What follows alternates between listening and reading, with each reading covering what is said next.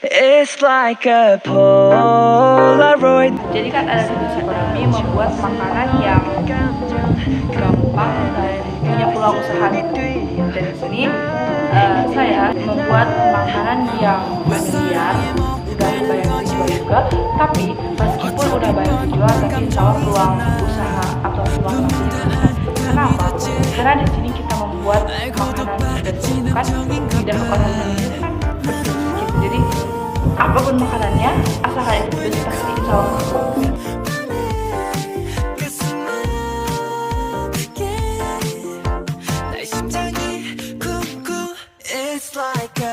It's like a Polaroid love. 사랑 촌스러운 그 감정.